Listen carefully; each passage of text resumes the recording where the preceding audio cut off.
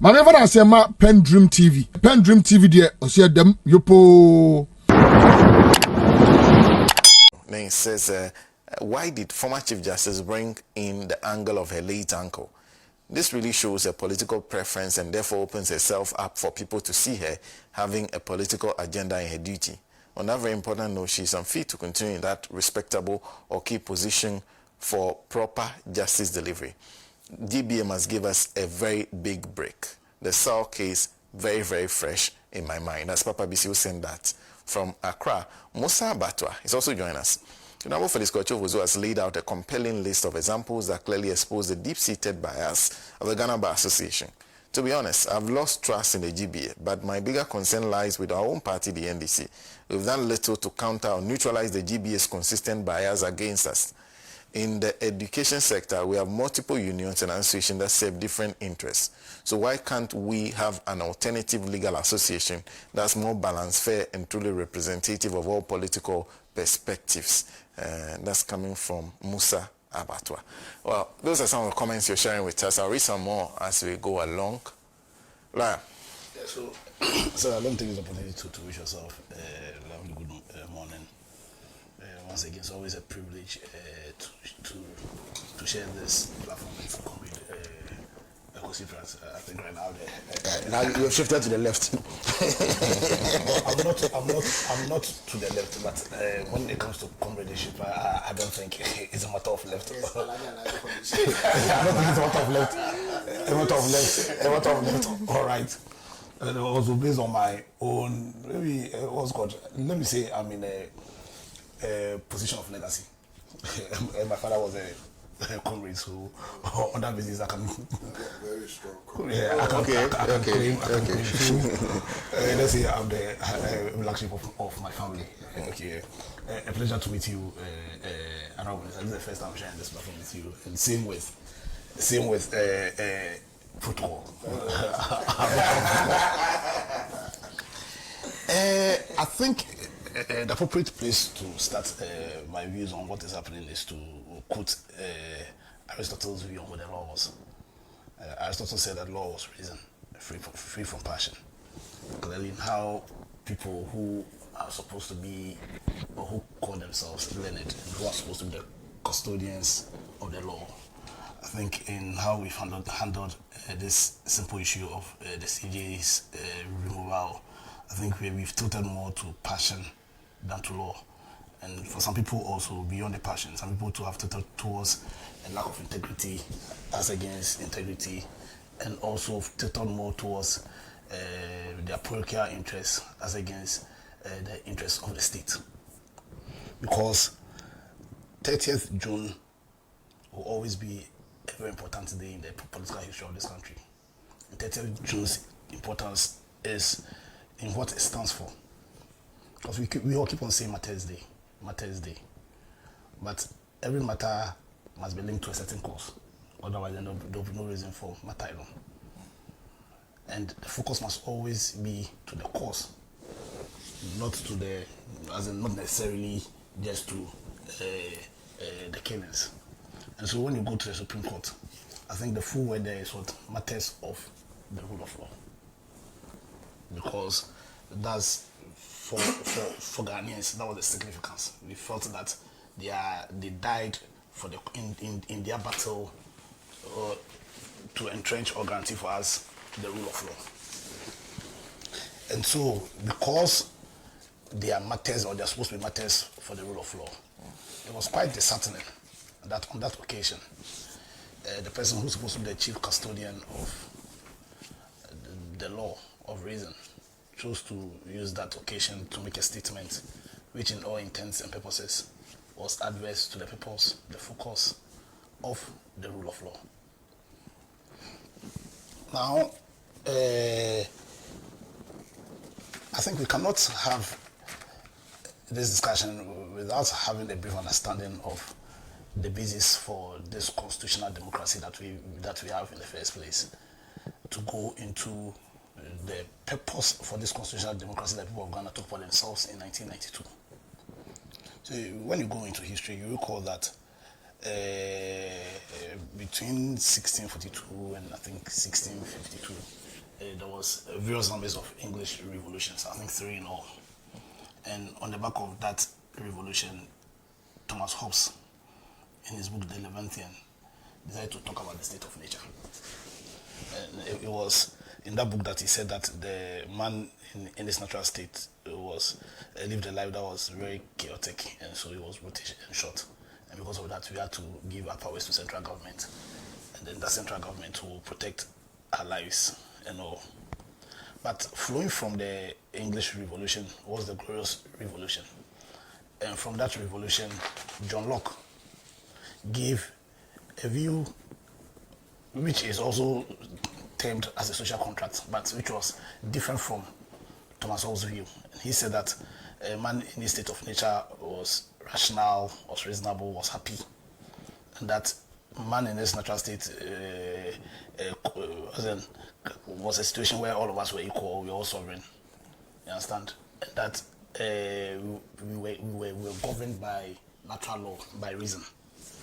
And that he identified that the only issue was that because there was no law and there was no enforcement ability, then there could be situations where people can use, let's say, their intelligence, their power to take over people's lives, their property, and curtail people's liberties. And so because of that, in his second treatise in government, he also then made his proposition as to the social contract. And that social contract, he said, was a contract between the citizens to create a political system that was going to more or less guarantee them those rights, their right to freedom, their right to property, their right to pursue their own happiness and to possession and all. Now, his view about government has been the central philosophical view that has led in the creation of so many constitutions, including the Constitution of Ghana. And so, like my Honorable said, and I want to say that as someone who falls with his views,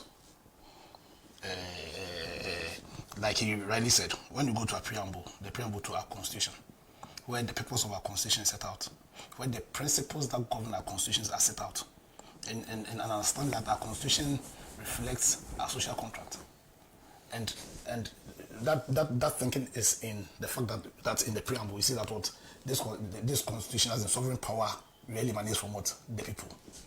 But beyond that, the people of Ghana set out the principles that this constitution must be governed by. And very prime to those principles are, one, the principles of the rule of law, but most importantly, the principles of probity and accountability. Probity and accountability. Now, when you take the first principle I mentioned, the principle about the rule of law, the principle of the rule of law as set out by A.V. Dicey states clearly that we are all equal before the law, all of us. Because central to the philosophical thinking of the social contract, which is the philosophical basis for the constitutions we have, is a belief that all of us are equal. Thomas Hobbes stated the same. John Locke stated the same. You read Rousseau, you find the same thinking there. That the fact that we are all equal is a matter that cannot be debated. So in that discussion, if you're a rich man, the rich man there is just an adjective. If you're a poor man, the poor there is just an adjective. If you're a powerful man, it's just an adjective. The key thing is that we are all men and we are all equal. And when I say men here, I'm using men in the generic sense, both men and women. We are all equal. You understand? And that the people of Ghana in 1992, when we took upon ourselves this constitution, made it central, made it clear, so we understand that in this social contract that we've created, all of us are equal. And in how we operationalize this constitution, that fundamental principle must find itself in every single article in our constitution. And indeed, if you hold a view, like some people hold, that constitution is not just what is written, but also on the unwritten. Then in the unwritten, what's called application of the constitution, that fundamental principle must find its place there. And that principle of the rule of law is the predictability of the law. So the law is always predictable. You ought to know what the law is. And we know that in Ghana here, the law also includes decisions of the courts. It's also the law. So that at every point in time, you must be able to predict how the courts will act. It doesn't matter whether you disagree, whether you agree, you should be in a position where you can predict the law. And thirdly, the people of Ghana took upon themselves the principles of probity. That simply means that we are saying that in this social contract that we have created amongst ourselves and informing government, then we shall always reserve the right to probe into how people behave or how people handle the powers that the Constitution itself created. That principle is there. So nobody is above that principle of probity. I'm not talking about my view. That's what the people of Ghana in 1992 agreed to. And then, finally, for the purposes of this discussion, the last principle was the principle of accountability. The people of Ghana are saying that in this social contract that we are creating amongst ourselves and in creating a government by way of this social contract, then everybody will be accountable. Also, when you read the Constitution, it says that for justice. So sometimes, in this country, if you're a lawyer, it's like when you talk, people don't want to chat. But even in this contract, justice, which we say that emanates from the courts, justice really emanates from the people. Justice emanates from the people. And emanates from the people because, so when the judges act, really is the people acting. So that if the justices are acting in a manner, whether administratively, whether judiciary, in whatever form they act, the powers they are using are powers that emanate from the people. And it will be very disingenuous for a thinking that says that I cannot ask you to account for powers that I have given you or for powers that you are using on my behalf. That will be very disingenuous. And so if you understand the concept, the social contract concept, if you understand that is that thinking that underpins the constitutional democracy that we are practicing, and when you appreciate the principles that the people of Ghana, in taking upon themselves or entering into this social contract, agreed that they should underpin our social contract, chief amongst them being the rule of law, probity, and accountability in all its forms and shapes, then to be disingenuous to come to a conclusion that an attempt to probe the Chief Justice, a process which is simply demanding of the Chief Justice accountability, constitutes an attack on the judiciary. That is disingenuous. That thinking lacks integrity, and that thinking actually fights against our constitution. Because surprisingly, I can't believe that the CJ herself, the New Patriotic Party, will advance an argument that suggests that this simple process that guarantees for us the principles under our constitution constitutes an attack on the judiciary, to the extent that they want to taint the matters of the rule of law. They want to taint that day by saying that an activity that is an expression of the extent to which we've come as a republic, the extent to which this our constitutional democracy has progressed, the extent to which the benefits of this constitutional democracy is being seen within the people. An expression of sin which is seen in the fact that Ghanaians can have the courage now to seek probity and accountability of the Chief Justice. That process constitutes an attack on the judiciary. But you see, when you read our constitution, and when and you know some of the tools in which our constitution has adopted to guarantee for us the principle of constitutionalism, which is limiting the powers of government, to aid us in achieving the purpose of the Constitution, which is to guarantee for us our inalienable rights to our lives, our inalienable rights to our liberties, and to pursue our own happiness. As that, if you understand that one of the that in doing so, separation of powers is one of those tools. Same for judicial review. You understand? And then you understand that because in federalism, the principle of probity and accountability, you read Article 16 of our Constitution. It gives processes in which those principles, probity and accountability, can be held against the president. Because Article 69, article which gives the substance and the procedure by which the president can be removed, is there. Also in federalism to the principle of the rule of law, that even the president of the land is not above the law. You go to Article 97. I think just last year it was up for serious debate in this country.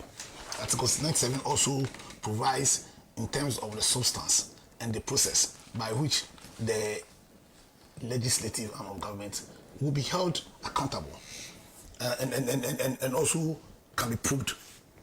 And then comes Article 146.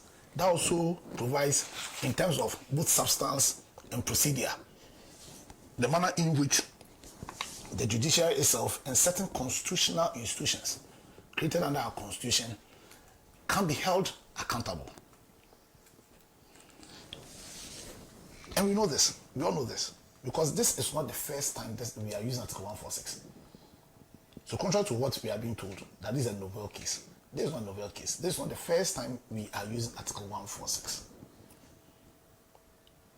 The fact that even the CJ, I think attempts were made. I said that no CJ has gone to a level where she's been, or he or she has been suspended. So it's not novel. It's not the first time. Strangely, like I said, one of the tools that the Constitution itself created to aid us in guarantee for the people of Ghana the purpose of this constitutional democracy was judicial review. So judicial review is simply a process by which you can go to the Supreme Court and say that in how the Constitution is being applied, or in how some laws are being applied, they are not, or they fly against the Constitution in terms of its spirit, in terms of its letter.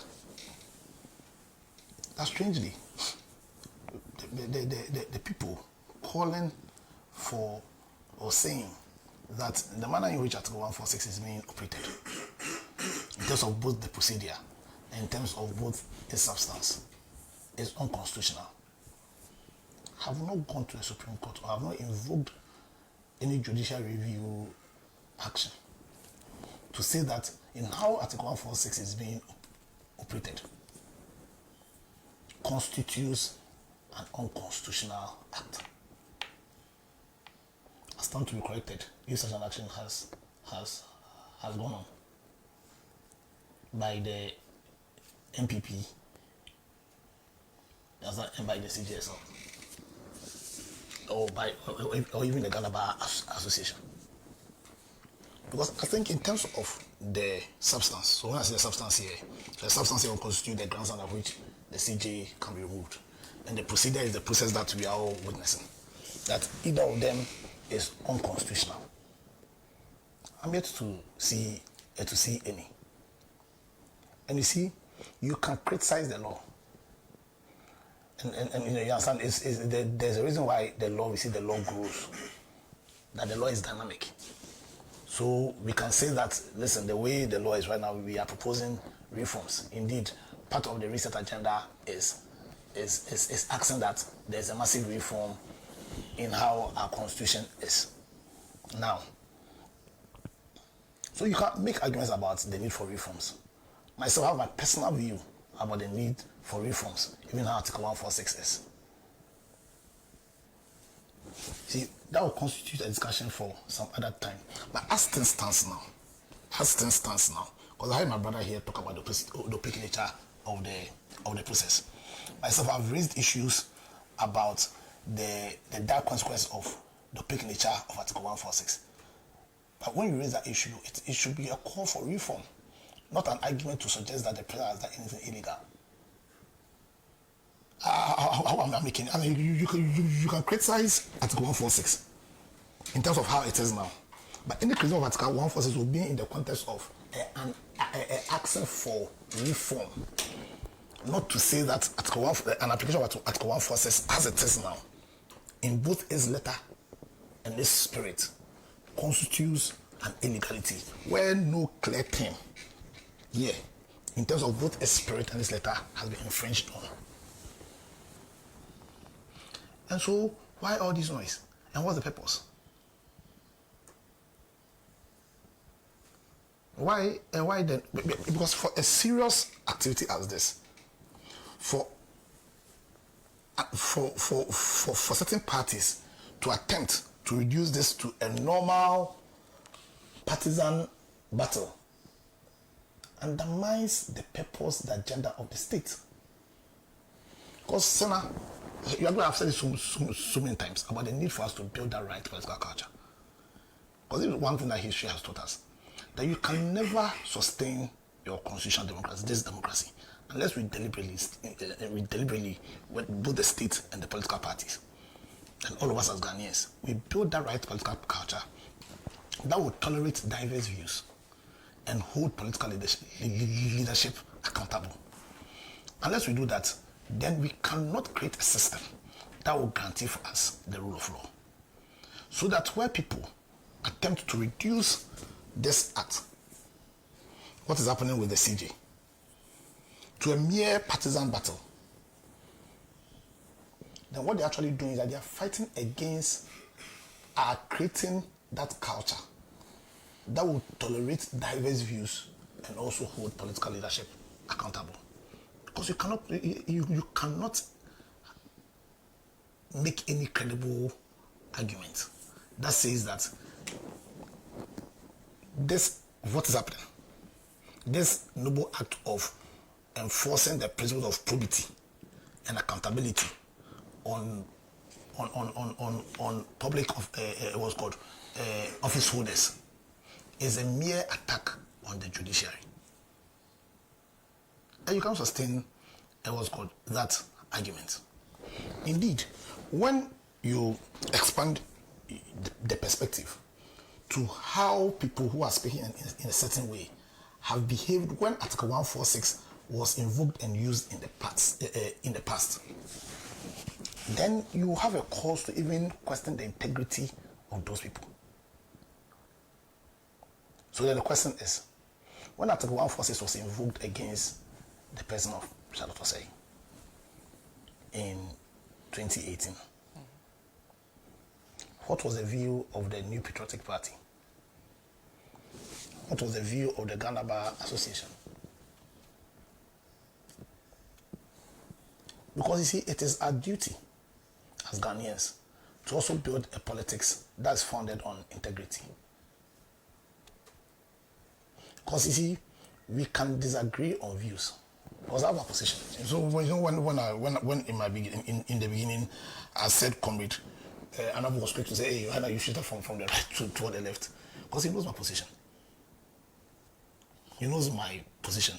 And so when I'm shifting from my position, they must be based on a shift in an idea and principle. Last week, I've made a certain statement, and I want to make it again.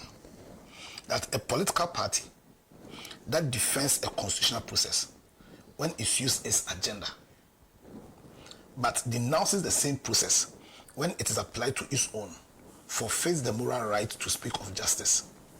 Principle is not convenience. It is consistency in the face of changing interests. You know the biggest problem this country is going to have, in fact it's already having. We have an opposition that does not have credibility. We have an opposition that does not have credibility. Because a lot of the things they are speaking to now, a lot of the positions they are taking now, are positions that in the not long to distant future, those issues came up and they took totally different positions. And I can give an example. When the issue of the MPs came up, you recall that in, I think in 2020, that same issue came up when the member of parliament for Isiama, Andrew Isiama, when he came up, the position of the NPP was that because he was leaving their party, per our constitution, he ceases to be an MP. The speaker, who is one of the revered members of the New Patriotic Party, a professor for that matter, the Reverend Minister, gave a reasoned opinion, his interpretation as to the consequence of Andrew Isiama or an MP leaving the political party on whose ticket he entered into parliament in the first place. That same issue came up in 2024. And conveniently, the MPP's position changed. That in spite of the clear terms of the constitution, in spite of how they've interpreted it and the position they've taken, leaving your party did not constitute you vacating your seat. And so now, and Ghanaians watched. And right now, Ghanaians see the MPP as being very unprincipled. Yeah, you understand? And so, right now in Ghana, when they bring up issues, the CJ went to do some press conference. I can tell you 90% of people didn't go into the substance of the press conference. 90% of Ghanaians did not go into the substance of the press conference. Why? Because so far as they are concerned, she does not have a principal position. Same for the MPP. Because she is seen to be a member of the MPP. Whether that's right, whether that's wrong, that's a discussion for another day. But she is perceived to be with the New Patriotic Party. Because of that, that lack of credibility has been extended to her and the New Patriotic Party. So nobody listens to them. So we are in a system right now where if His Excellency John Mahama was unprincipled, was despotic, we'll literally be faced, we'll literally have a situation where we'll have an authoritarian leader in place. Because nobody wants to listen to the opposition. And they themselves are saying that. When they say, why is the case that the Mama or the NDC has jujud Ghanaians? Nobody has jujud anybody. The fact is that people have followed the kind of arguments they've made and they've come to a conclusion that these are an unprincipled lot. So maybe the job of granting credible opposition now lies with the people of Ghana themselves. Because after the New Patriotic Party, they have no moral right to raise issues. Because what if they were moved by principle? When Article 146 was being applied in the same manner on Charlotte Osei, if they had issues with the opaque nature of that, and that view was principled, then the steps to reform should have started in 2018. The CJ itself was in the Supreme Court at that time. If she felt strongly about Article 146, she could, by way of an article, stated her views, her position. The Ghana Bar Association, of which I'm a member in good standing. If really the GBA was coming from a position of principle, and they truly believed that in the manner in which Article 146 was being applied constituted an attack on the judiciary, if that was their true position, then in 2018, and in the various instances where Article 146 has been applied, this is not the first time. Or when the case came out, we were mentioning some cases. There were instances where Article 146 was applied. The Supreme Court has had issues to speak on the opacity and on so many other issues with Article 146. You understand? Ghana Bar Association did not see anything, a reason to state their position on these issues.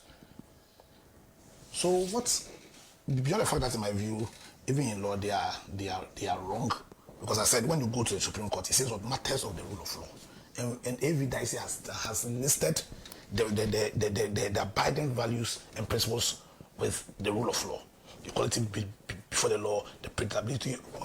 You all know that. You don't need to be a lawyer to know this. So, see, we are building a country. We do politics and sometimes we play. There's a time where we play with partisanship. Central to politics is debate. Central to politics is debating, because it's the only way in which we can advance in creating that society, the ideal society, where the purpose for which we build governments can be realized. Because when you read our constitution, it states in very clear terms the purpose for the social contract we've built. And out of this social contract, it says it shall secure for ourselves and posterity the blessings of liberty, equality of opportunity, and prosperity. And because of the abiding purpose for which we took upon ourselves this constitution, then when we are dealing with some of these critical things, something as critical as probity and accountability, very crucial, something as critical as probity and accountability, then we cannot play games and reduce it and undermine the purpose of this social contract, the principles of this social contract on the altar of partisanship. It is for these reasons that I call on the GBA to set up, have a sober reflection. Sober reflection as not as a privileged bunch, but sober reflection as citizens of Ghana who have been placed, on whose shoulders have been placed the burden of adding their bit in a collective agenda of creating that society where our inalienable right to life can be guaranteed, where our inalienable right to our liberties will be secured, where our individual agenda in life, ambitions in life can find a place. Because if you create a system where the people's fidelity to the purpose, to principle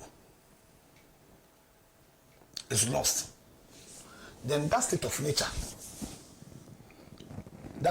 Thomas Hobbes described, and deliberately Thomas Hobbes described, that state of nature which is chaotic, that state of nature which is brutish, that state of nature which is short, will be visited on this country. But based on what I've seen over the past few years, the spirit of the people of Ghana, I have all confidence that we won't sit down and allow the parochial interests of some few to distort our journey into reaching that utopian where the purpose for this social contract will be achieved. So to end, we can all read Article 146. You don't need to be a lawyer to understand Article 146. Indeed, the rules of interpretation says that when you are interpreting, you apply simple English, and that you only depart where to interpret it will depart from the purpose of the document itself, the Constitution, or it will lead to an ambiguity. I don't see any ambiguity in Article 146. An interpretation of Article 146 does not depart from the purpose of the Constitution itself. I have my issues with Article 146, my personal view with Article 146, but the solution is in a call for reforms, not to unfairly make an accusation, which in all intents and purposes is unfounded, that the president is deliberately fueling this process. Do you know the person of Daniel Ofori? Do you know him? If you know Daniel Ofori, he's not somebody that anybody, not even Donald Trump or Putin, can call and influence his actions. You understand? It's not that it's not about the question. The issue here is not about whether you agree with his views or not. But it's not like some random person who the president can influence. You understand? Let us create a system where we have faith and confidence in the integrity of the system. Let's create a Ghana where all of our aims and ambitions can be funded in. And we'll create that Ghana where we put the interest of the state, the interest of Ghana, ahead of our parochial, partisan interest. Thank you. Thank you. Thank you very much. A few comments before I come to Comic Practice. Yaya Seidu Iemboni on Facebook says Justice Gertrude Tokonu claims that an important arm of government, the judiciary, is being targeted by the executive. But one must ask, what was her own stance when the legislature faced similar challenges? Could she not have directed a petitioner to the High Court if she believed due process was being undermined? What makes Justice Tokonu and the gentleman in the studio believe that members of the judiciary are somehow more important than ordinary Ghanaians? She was in this country when 8 citizens lost their lives, yet we heard no public statement from her then. Why now? Despite all the statements made by Justice Tokonu and the Ghana Bar Association, they have not clearly identified any legal infraction in the present sanctions. Instead, their language seems to suggest, albeit indirectly, that the judiciary is a superior institution above all others in Ghana. But this time, they have missed the mark. Justice Tokonu must understand the law is the law. No institution is above the law. Thank you. Samuel Ivansota says the judiciary and their so-called Martyrs noise is okay. And says, are they the only Ghanaians that have been killed by the gun? When Akufo-Addo, his vigilante boys killed innocent citizens during 2024 registration and election, where was the judiciary? The Bar Association should be removed from our constitution. Then there's also Jenkins D. Belena Sr., who is says he's watching us closely from Monrovia, Liberia, says the discourse is healthy, but what is under discussion is worrisome. There is no way a removal from office of a judge or justice will not be sensational. Let the legal minds and scholars educate us void of political standings. Then there's okay. There are more comments. Let me see if I can find some more. This one says, members of, can any responsible people claim to be democratic or believe in the rule of law when they had refused to participate in promulgating a national constitution which will guarantee what they claim they believe in to be practicable? Or would they have been using their satanic document, the Japadie document, to practice their democracy, as Sanko in Santa Maria sent that? Then this one's, what did the Bar Association say when Kandapa warned against the waywardness of the judiciary under Gertrude Tokonu? Uncle Sam sent that from Spinktest Road. Alaji Hamza in Pig Farm says, good morning. In my humble opinion, this is clear blackmail on the part of the GB against the president, and this is nothing but much ado about nothing. The GB as a body should provide us with evidence. PENDREAM TV. Now, so far so good.